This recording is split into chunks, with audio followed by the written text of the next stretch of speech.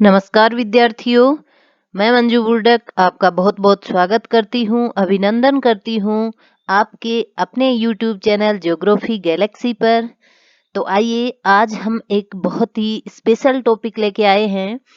वो है जो अभी अभी रीट का एग्जाम हुआ है, उसमें जो भी ज्योग्राफी के क्वेश्चंस आए हैं उन क्वेश्चंस का सॉल्यूशन प्लस डिस्कशन। ठीक है, हम डिस्कस करेंगे उन सभी क्वेश्चंस पर, ताकि जो नेक्स्ट एग्जाम आ रहे हैं वहां पर यहाँ से जो भी क्वेश्चन आते हैं उनको हम अच्छे से टेकल कर पाए। आप जानते होंगे कि आरपीएससी और बोर्ड का एक अभी जो पैटर्न बना हुआ है पेपर बनाने का, वो यही है कि जो भी प्रीवियस एग्जाम्स होते हैं उनके क्वेश्चन से क्वेश्चन उठाए जाते हैं घुमा फिरा कर। हो सकता है डायरेक्ट क्वेश्चन बन जाए या फिर ऑप्शन से क्वेश्चन बनता है 100%।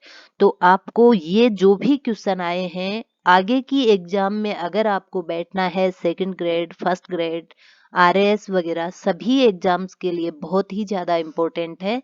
तो देखिए, आप ये वाला जो वीडियो है ये पूरा अच्छे से ध्यान से सुनिए और अपने जो क्वेश्चंस हैं उनकी जो पकड़ है वो थोड़ी और ज्यादा मजबूत बनाने की कोशिश कीजिए। सबसे पहले हम बात करते हैं 132 नंबर क्वेश्चन है इस पेपर में, जो कि लिया हुआ है ज्योग्राफी से। क्वेश्चन है उत्तरी गोलार्ध में व्यापारिक पवनों के प्रवाह की दिशा कैसी होती है। ठीक है, आप जानते होंगे कि दोनों गोलार्धों में जो व्यापारिक पवनें होती है उनकी दिशाएं अलग अलग होती है। ठीक है, जैसे कि देखिए, ये हुआ हमारा ग्लोब, और एक मिनट, ये हुआ, हाँ, ये ग्लोब है।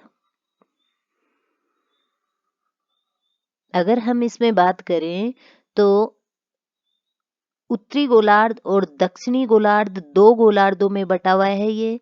अ, तो इसमें अपने पृथ्वी की अगर हम बात करें तो तीन प्रकार की जो विंड होती है उनका प्रवाह होता है। ठीक है, कौन कौन से तीन प्रकार की पवनें कौन कौन सी है, तो देखिए, तीन प्रकार की पवनों में आ जाती है सबसे पहले प्रचलित। ठीक है, प्रचलित पवन, नंबर 2 सामयिक पवन और नंबर 3 स्थानीय पवन। तीन पवनें होती है, कौन कौन सी? प्रचलित,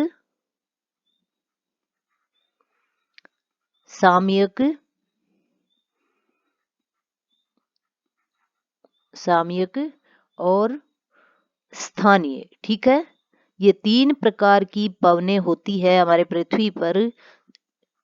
तो ये तीनों पवनों में से आपको क्वेश्चन पूछा है व्यापारिक, जो कि बिलोंग करती है प्रचलित पवनों से। ठीक है, क्योंकि प्रचलित पवनें यानी साल भर एक ही दिशा में बहने वाली पवनें, इनको फिर से चार भागों में बांटा गया है। ठीक है, प्रचलित पवनों को फिर से चार भागों में बांटा गया है। कौन कौन सी? सबसे पहले आती है विषुवत रेखीय पछुआ पवन।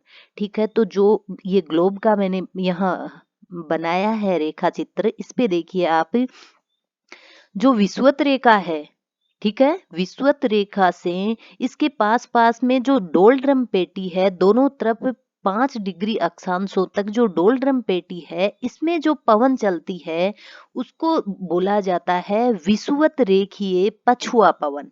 ठीक है, ये पश्चिम से पूर्व की तरफ आगे बढ़ती है, इसलिए पछुआ पवन। और विषुवत पे चलती है, 0 डिग्री के आसपास चलती है, तो विषुवत रेखीय पछुआ पवन। ठीक है, एक तो नंबर 1 प्रचलित पवन हो गई विषुवत रेखीय पछुआ पवन। नंबर 2 है वाणिज्य या फिर व्यापारिक पवन। ठीक है, जो इसके जस्ट बाद में, ठीक है, 5 डिग्री से 30-35 डिग्री तक जस्ट बाद में जो पवन चलती है, वो है दोनों गोलार्धों में व्यापारिक या फिर वाणिज्य पवन। ठीक है, कौन सी? व्यापारिक या वाणिज्य, जिसकी उत्तरी गोलार्ध में अगर हम बात करें तो उसकी दिशा होती है उत्तर पूर्व से दक्षिण पश्चिम। ठीक है, ये दिशा होती है इसकी। ठीक है, विषुवत रेखा की ओर आ रही है दोनों गोलार्धों में ये पवन, लेकिन दोनों गोलार्धों में दिशा चेंज है, ध्यान रखना। अगर बात करें उत्तरी गोलार्ध की तो उत्तरी गोलार्ध में इसकी दिशा है उत्तर पूर्व से दक्षिण पश्चिम, जो कि आपको दिख रही होगी ये। ठीक है, जबकि दक्षिण गोलार्ध की बात करें तो ये आ रही है दक्षिण पूर्व से उत्तर पश्चिम की तरफ आगे बढ़ रही है। ठीक है, नेक्स्ट अगर बात करें हम प्रचलित पवन की तो नंबर 3 पर है पछुआ पवन। ठीक है, जो कि यहाँ पर यानी 30 डिग्री अक्षांशों से लेकर 60-65 डिग्री अक्षांशों तक दोनों गोलार्धों में चलती है। और दिशा की बात करें तो उत्तरी गोलार्ध में इसकी दिशा हो जाती है, देखिए आप, अभी जो व्यापारिक पवनों की चर्चा की है उससे ठीक विपरीत। ठीक है, तो कौन सी दिशा हुई पछुआ पवन की उत्तरी गोलार्ध में? उत्तरी गोलार्ध में हुई दक्षिण पश्चिम से उत्तर पूर्व। ठीक है, आपको दिख रही है ये जो मैं बना रही हूँ, ये दिख रही है आपको रेखाएं, दक्षिण पश्चिम से उत्तर पूर्व। जबकि अगर बात करें दक्षिणी गोलार्ध की तो व्यापारिक पवनों से ठीक विपरीत बना दो इसको भी, यानी ये हो गई ये उत्तर पश्चिम से दक्षिण पूर्व की ओर व्यापारिक पवने पछुआ पवने, जो कि दक्षिण गोलार्ध में बह रही है। ठीक है, नेक्स्ट अगर प्रचलित पवन की बात करें नंबर 4 पर ध्रुवीय पवन है। ठीक है, दोनों गोलार्धों में ध्रुवीय, जो कि ध्रुवों पर चलती है, यानी 65 डिग्री से 90 डिग्री अक्षांशों तक चलने वाली जो ठंडी पवनें हैं, उनकी दिशा की बात करें तो ठीक व्यापारिक पवनों की तरह इनकी दिशा होती है। ठीक है, तो उत्तरी गोलार्ध में हो गई ये उत्तर पूर्व से दक्षिण पश्चिम, और दक्षिण गोलार्ध की बात करें तो दक्षिण पूर्व से उत्तर पश्चिम इसकी दिशा हो गई। ठीक है, तो ये हुआ हमारा ये 132 नंबर क्वेश्चन। कहीं से भी इसमें से क्वेश्चन पूछा जा सकता है। ये है पवन की 3 प्रकार की पवनें, प्रचलित, सामयिक और स्थानीय। ठीक है, प्रचलित यानी साल भर चलने वाली, एक ही दिशा में चलने वाली। सामयिक यानी मौसम के अनुसार, समय के अनुसार दिशा परिवर्तित करने वाली पवन। और स्थानीय, स्थानीय यानी ताप और दाब परिवर्तन के कारण जो पवनें बनती है स्थान विशेष पर, उसको बोल दिया जाता है स्थानीय पवन, जो गर्म और ठंडी होती है। ठीक है, तो ये तीनों जो पवनें हैं इस याद रखना, यहाँ से क्वेश्चन बनता ही है हर एग्जाम में, तो आप अच्छे से इसको देख लेना। ठीक है, नेक्स्ट जो क्वेश्चन है वो है सूर्य और पृथ्वी के मध्य अधिकतम दूरी पूछिए आपको। ठीक है, तो सबसे पहले तो मैं आपको बताऊंगी ऑप्शन, देखिए उपसौर, अपसौर, उपभू या अपभू। तो ये 4 चीजें क्या है, देखिए सूर्य और चंद्रमा दोनों जो हैं वो पृथ्वी का जो परिक्रमण जो दीर्घवृत्तीय होने के कारण, ठीक है, परिक्रमण जो परिक्रमा करती है पृथ्वी, जो चक्कर है उनका, जो जिस अक्ष पे वो घूमती है वो है एक दीर्घवृत्तीय होने के कारण सूर्य और पृथ्वी के बीच में और सूर्य, पृथ्वी और चंद्रमा के बीच में दूरी में परिवर्तन होता रहता है। ठीक है, दूरी में परिवर्तन होता रहता है, इसलिए कभी सूर्य साल में, ठीक है, वर्ष भर में एक बार सबसे नजदीक होता है और एक बार सबसे अधिकतम दूरी पर होता है। ठीक वैसे ही पृथ्वी और चंद्रमा में भी यही कंडीशन बनते हैं। तो इनको पास में आना, दूर जाना, इन दोनों चीजों को सूर्य पृथ्वी के बीच में और सूर्य चंद्र पृथ्वी चंद्रमा के बीच में अलग अलग नाम दिया हुआ है। तो इसको देखेंगे आप। हम सबसे पहले अगर बात करें तो उपसौर दिया हुआ है। ठीक है, उपसौर क्या होता है, देखिए अगर हम बात करें सूर्य और पृथ्वी की तो जिस दिन, ठीक है, 3 जनवरी को, ये 3 जनवरी की बात होती है कि 3 जनवरी को जब सूर्य पृथ्वी के सबसे नजदीक आ जाता है, ठीक है, तो उसको बोलते हैं हम उपसौर। अगर दूरी का भी क्वेश्चन आपको पूछ लिया जाता है तो लगभग ये 14 करोड़ 70 लाख किलोमीटर दूरी पर अवस्थित होता है। ठीक है, इस दिन कितना होता है? 14 70, इतना याद रखिएगा आप। जबकि बात करें अपसोर की, अप इस शब्द से ही आपको पता लग रहा होगा साफ साफ, यानी दूर जाना। तो दूर जो अधिकतम जो दूरी होती है वो होती है 4 जुलाई को। डेट की बात करें तो कब होती है ये? 4 जुलाई को। और अधिकतम दूरी की बात की जाए तो ये होती है लगभग 15 करोड़ 20 लाख किलोमीटर। 15-20 याद रख लीजिए और 14-70 याद रख लीजिए। यह है सूर्य और पृथ्वी के बीच की कंडीशंस। जबकि उपभू और अपभू लिया हुआ है पृथ्वी और चंद्रमा से रिलेटेड। ठीक वैसे ही जैसे कि उपसौर है, ठीक है, वैसे ही उपभू है, यानी सबसे नजदीक। ठीक है, ये कौन सा है? सबसे नजदीक। जबकि अपभू यानी सबसे अधिकतम दूरी पर। ठीक है, ये कौन सा हो गया? अधिकतम दूरी पर कौन? चंद्रमा। किससे? पृथ्वी से। ठीक है, तो ये आपको याद रखना है। ये दोनों उपभू और अपभू चंद्रमा से रिलेटेड हैं। अप को याद रख लीजिए, एक ही शब्द पकड़ लीजिए आप। अप जो शब्द है यानी दूर, अधिकतम दूरी। ठीक है, तो ये चारों चीजें जो बताई है मैंने आपको, अच्छे से देख लीजिएगा। नेक्स्ट एग्जाम में यहाँ से क्वेश्चन आपको कहीं से भी पूछा जाएगा। 134 जो क्वेश्चन है वो है खाद्य श्रृंखला में चूहा किस श्रेणी में आता है? ठीक है, खाद्य श्रृंखला आपने पढ़ा होगा अच्छे से कि जो खाद्य श्रृंखला होती है उसकी अगर हम बात की जाए तो सबसे पहले पेड़ होते हैं वो उत्पादक कहलाते हैं। उनको उपभोक्ता नहीं कहा जाता, उत्पादक कहलाते हैं। नंबर 2 से स्टार्ट होता है, जो नंबर सेकंड स्तर होता है इसका, वहां से स्टार्ट होता है प्राथमिक उपभोक्ता। ठीक है, अगर हम बात करें प्राथमिक उपभोक्ता की तो सबसे फर्स्ट में उत्पादक पेड़ आ गए। पेड़ों को कौन खा रहे हैं? सेकंड यानी फर्स्ट उपभोक्ता, जैसे कि चूहे, गिलहरी, खरगोश, बंदर, लंगूर। ठीक है, अलग अलग श्रृंखलाएं होती है खाद्य श्रृंखलाओं में। तो ये जो चूहा की बात हो रही है यहाँ, तो चूहा, गिलहरी, खरगोश, बंदर, लंगूर, ये सब के सब किस श्रेणी में आते हैं? ये प्राथमिक उपभोक्ता में आते हैं। ठीक है, कौन सी श्रेणी में? प्राथमिक उपभोक्ता में आते हैं। तो द्वितीयक उपभोक्ता में कौन आएगा फिर? ठीक है, तो इनको खाने वाले कौन? जैसे कि बिल्ली, भेड़िया, लकड़बग्गा वगैरह, ये द्वितीय उपभोक्ता में आ जाएंगे। ठीक है, यहाँ बिल्ली वगैरह ये इसमें आ जाएंगे। और थर्ड में आ जाते हैं फिर, थर्ड जो कंडीशन होती है उसमें जंगली कुत्ता, अजगर, गिद्ध वगैरह। अगर बात करें फोर्थ की तो फोर्थ उपभोक्ता हो जाते हैं फिर शेर, चीता। ठीक है, ठीक है, तो चूहा उत्पादक हो ही नहीं सकता। हमने चर्चा की है अभी अभी कि ये उत्पादक नहीं है। चूहा तो क्या है?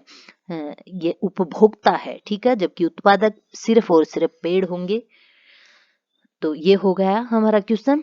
अब नेक्स्ट है 135। इसमें हमें पूछा गया है कि कौन सा कथन सही है। ठीक है, सबसे पहले तो ऑप्शन सही से पढ़ना है हमें। असत्य पूछा है या सही पूछा है, तो सही वाला छांटना है।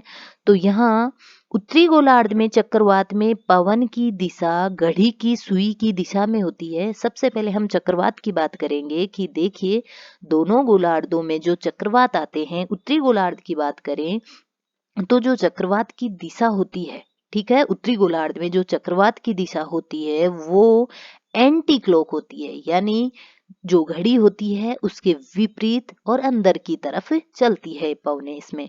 ठीक इसके विपरीत ठीक इसके विपरीत हो जाती है दक्षिणी गोलार्ध में। ठीक है, ये लो प्रेशर बन रहा है और ये यहाँ पर हवाएं जो चलेगी वो चलेगी क्लॉकवाइज। ये बात हो रही है चक्रवात की। ठीक है, अगर यहाँ प्रति चक्रवात पूछा जाता तो बिल्कुल विपरीत हो जाता। ठीक है, हम यहाँ बात कर रहे हैं चक्रवात की। अगर हम प्रति चक्रवात की बात करें, ठीक है, किसकी? प्रति चक्रवात की बात करें, यानी हाई प्रेशर बेल्ट की बात करें, तो इसके विपरीत हो जाएगा, यानी ये क्लॉकवाइज चलने लगेगी।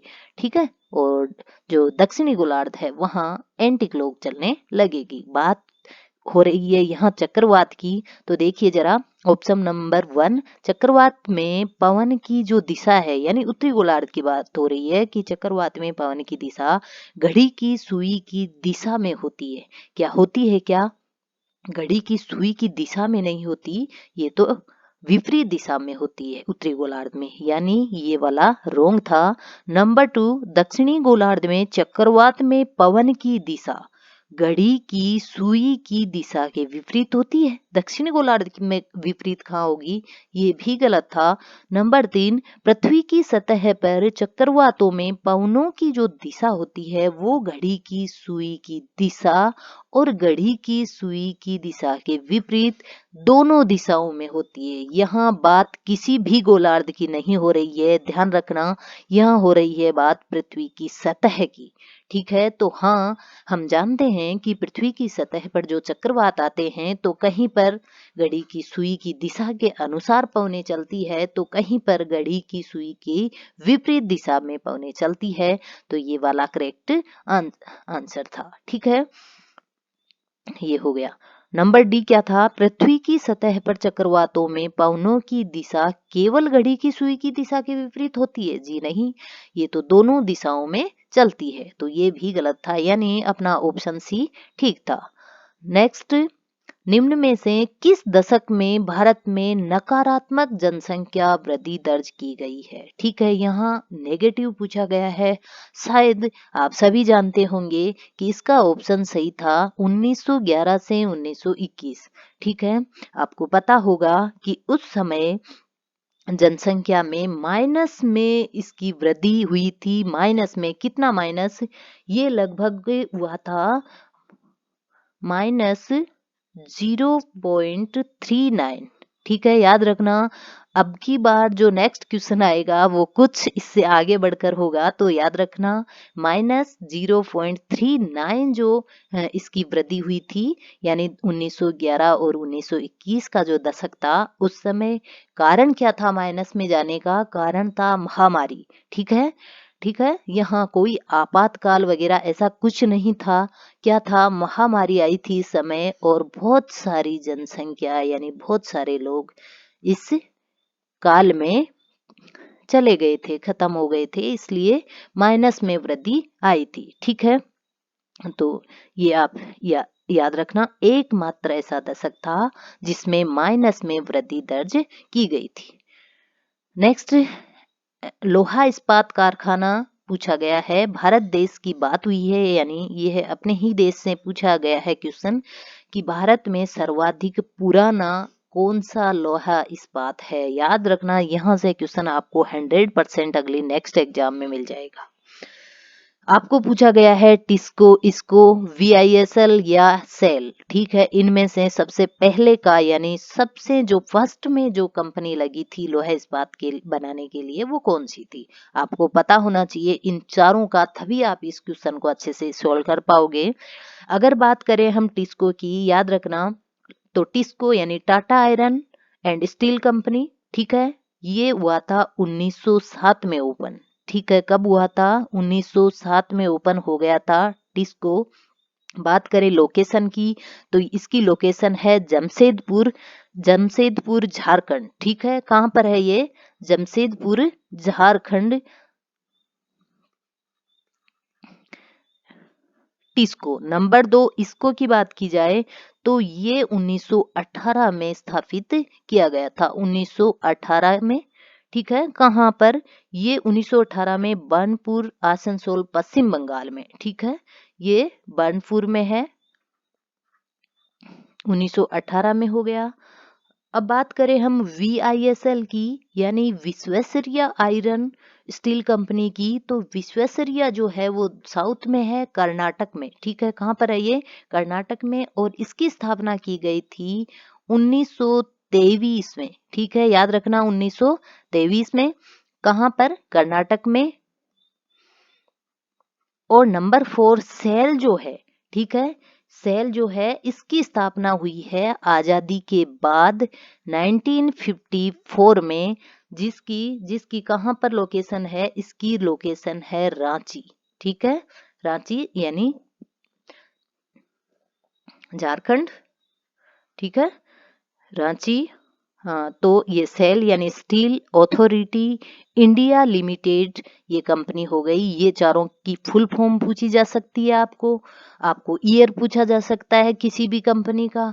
आपको क्वेश्चन ये भी पूछा जा सकता है कि इन चारों में से कौन सी जो कंपनी है वो आजादी के बाद स्थापित हुई। तो आपको ये डेट याद रखनी है। ठीक है, 138 की बात करें तो देखिए, दी गई भू आकृतियों का उत्तर से दक्षिण में अवस्थिति जो क्रम है वो पूछा गया है।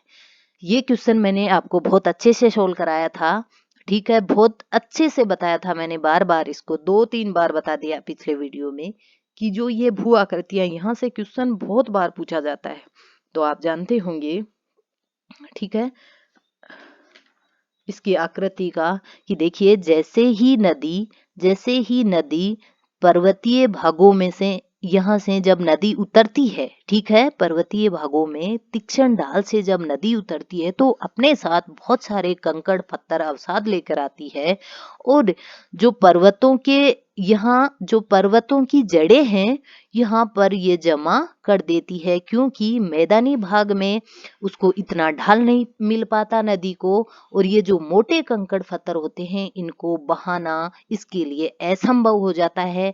तो गिरिपादों में यानी पर्वतों की जो जड़ें हैं वहीं पर ये इकट्ठे हो जाते हैं, और ये कंकड़ पत्थर इतने ज्यादा होते हैं, इतने मोटे होते हैं कि जो नदी का जल है वो कुछ टाइम के लिए यहाँ छुप जाता है, यानी अंदर ही अंदर बहता रहता है, बाहर से नहीं दिखता।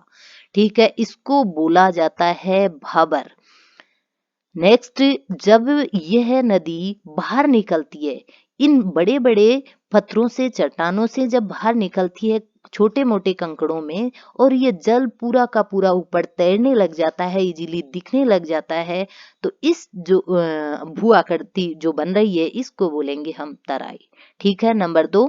नंबर 3 हो गया, ये जो तराई है, तराई प्रदेश से जैसे ही जल आगे बढ़ा ढलान की तरफ, नदी का रूप लिया इसने और आगे बढ़ी, तो जहां जहां ये नदी, जिस वर्ष इसमें पानी ज्यादा हुआ यानी बाढ़ की स्थिति बनी और जहां तक पहुंची और अपना अवसाद छोटे मोटे कंकड़ पत्थर जहां जमा कर आई, ठीक है, जहां जिस साल बाढ़ की स्थितियां बनी उसी वर्ष, ठीक है, हर वर्ष ये वहां पानी नहीं ले जा पा रही, इसका मतलब ये पुराने हैं। और ये जो आकृति बन रही है उसको बोलते हैं, इस आकृति को बोल देंगे हम बांगर। क्या बोलेंगे? बांगर। क्रम है इनका, याद रखना अच्छे से, इसको बोलते हैं हम बांगर। हर वर्ष यहाँ पर याद रखना, पानी नदी अपना जो अवसाद है वो जमा करने नहीं जाती, वो तो तभी जाती है जब कभी बाढ़ आती है। ठीक है, तो ये पुराने होते हैं। बांगर के बाद में यानी जहाँ पर नदी हर वर्ष अपना नया जो जलोढ़ है वो जमा करती रहती है, उपजाऊ बनाती रहती है भूमि को, उसको बोल देते हैं खादर। ठीक है, ये सबसे नवीनतम है। अंत में आपको पता है कि नदी जहाँ समुद्र में मिलती है, ठीक है, जहाँ समुद्र में मिलती है वहां पर ये बहुत सारी वितरिकाओं में विभाजित हो जाती है और ये एक आकृति बना लेती है डेल्टा नुमा। ठीक है, तो डेल्टा बनाती है समुद्र से जस्ट पहले, यहाँ पर ये बना लिया इसने डेल्टा। अब देखिए अपना क्रम, अब कहीं से भी अगर आपको एक छुपा दिया गया है, जैसा कि इस क्वेश्चन में देखिए, सबसे पहले भाबर दे दिया 2 में, फिर दिया है खादर, जबकि खादर की बात की है हमने 4th नंबर पर, यानी ये यहाँ से क्रॉस हो गया, ये नहीं होगा। फिर कौन होगा? क्या नंबर 2 पर तराई है? हाँ, 2 नंबर तराई का। फिर आ गया खादर, यानी बांगर को इसने गायब कर दिया यहाँ से, कोई बात नहीं, डायरेक्ट खादर दे दिया, और फिर डेल्टा। तो हमारा ऑप्शन डी करेक्ट था। ठीक है, आपको अच्छे से समझ आ रहा होगा। मैं बहुत अच्छे से कोशिश कर रही हूँ कि आपका क्वेश्चन आगे से यहाँ से एक भी गलत न हो। नेक्स्ट जो 139 है वो है, भारत में जिप्सम का सर्वाधिक जो उत्पादक राज्य है वो पूछा है आपसे। तो आपको पता होगा कि जिप्सम को, देखिए सबसे पहले तो बात करें तो इसको सेलेनाइट भी बोला जाता है। क्या बोला जाता है इसको? सेलेनाइट। ठीक है, सेलेनाइट,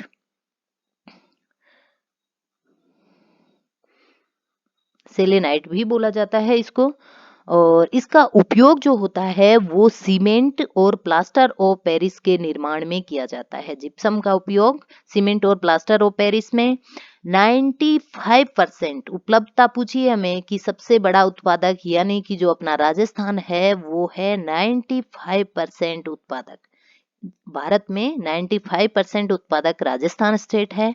बचा जो 4% है वो है तमिलनाडु। ठीक है, तमिलनाडु 4%, बाकी जो 1% बचा वो अदर स्टेट्स में है, उसका कोई वो चीज मायने नहीं रखती। ये तमिलनाडु हो गया। तो इसमें अपना जो ऑप्शन ठीक था वो राजस्थान था ही। नंबर 140 क्वेश्चन ये पूछा है जयशंकर नदी। ठीक है, याद रखना ये नदी, याद रखना, यहाँ से क्वेश्चन फिर से आएगा। जयशंकर नदी का उपयोग जो है वो सिंचाई और विद्युत उत्पादन हेतु किस प्रदेश में किया जाता है?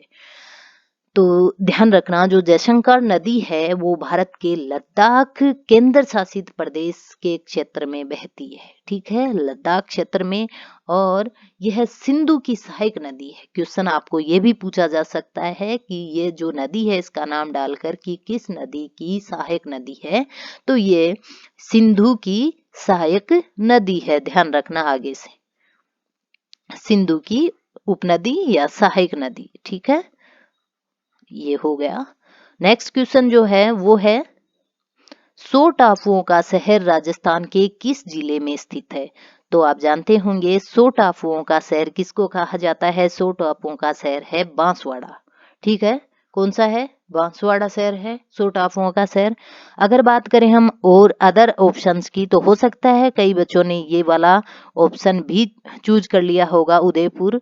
जबकि उदयपुर है झीलों की नगरी। उदयपुर का उपनाम झीलों की नगरी है, और डूंगरपुर जो है इसको पहाड़ों की नगरी कहा जाता है। ठीक है, देश और राज्य का जो फर्स्ट पूर्ण साक्षर आदिवासी जिला भी है डूंगरपुर। याद रखना, यहाँ से क्वेश्चन पूछा जा सकता है। देश की बात कर लो या राज्य की बात कर लो, सबसे फर्स्ट जो पूर्ण साक्षर कंप्लीट जो साक्षर जो आदिवासी जिला है, आदिवासी जिला, वो है डूंगरपुर। ठीक है, तो यहाँ पर जो करेक्ट आंसर था वो था बांसवाड़ा, 100 टापुओं का शहर। नेक्स्ट, राजस्थान को निम्न में से कौन सी जनजाति को भारत सरकार द्वारा आदिम जनजाति समूह की सूची में शामिल किया गया है? देखिए, राजस्थान की एकमात्र जो सहरिया जनजाति है, ठीक है, कौन सी? सहरिया जो जनजाति है एकमात्र, उसको भारत सरकार के द्वारा आदिम जन समूह है यानी पीजीटी की जो एक होती है, वो ग्रुप होता है, उसमें शामिल किया गया है एकमात्र राजस्थान की सहरिया जनजाति को। जिसकी लोकेशन की बात करें तो ये 12 जिले में है। 12 जिले में 2 तहसील है 12 जिले की, वहां पर इसकी ज्यादा उपलब्धता मिलती है आपको। कौन कौन सी? एक तो है किशनगंज और दूसरी है साहेबाद। ठीक है, कौन कौन सी? किशनगंज और साहेबाद।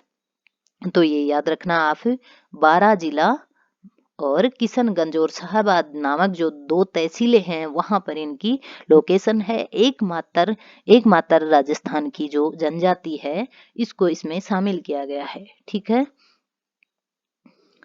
143 पर जो क्वेश्चन है, राजस्थान में मीठे पानी की सबसे बड़ी झील पूछी गई है, तो ये थी जयसमंद। कौन सी?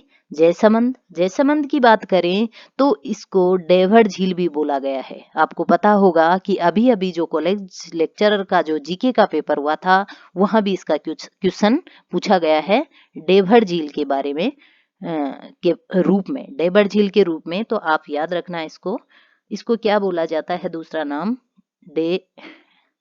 ठीक है, डेवढ़ झील भी बोला जाता है, याद रखना। डेवढ़ झील इसकी स्थापना हो गई थी 1685 में।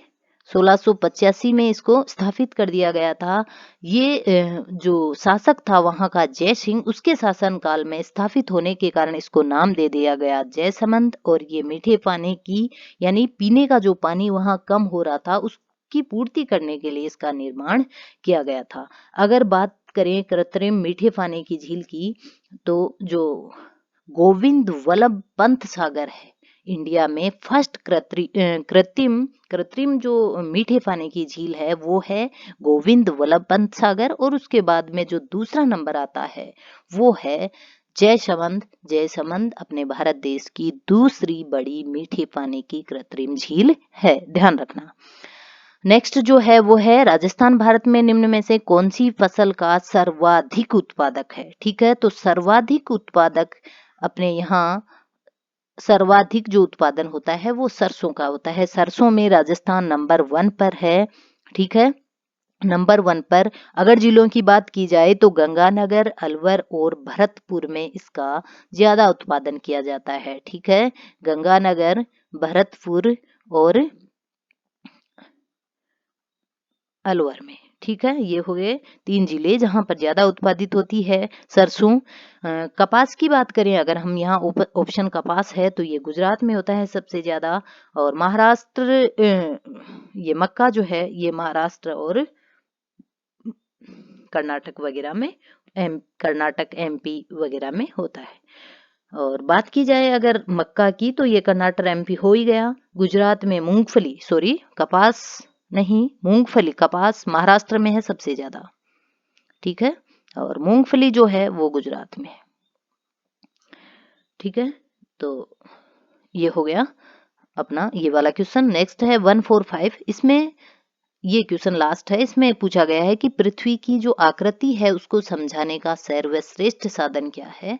तो ये तो हम सब जानते हैं, अगर पृथ्वी पढ़ानी है आपको तो ग्लोब से पढ़ाइए। ठीक है, तो ये क्वेश्चन थे कुछ ज्योग्राफी के।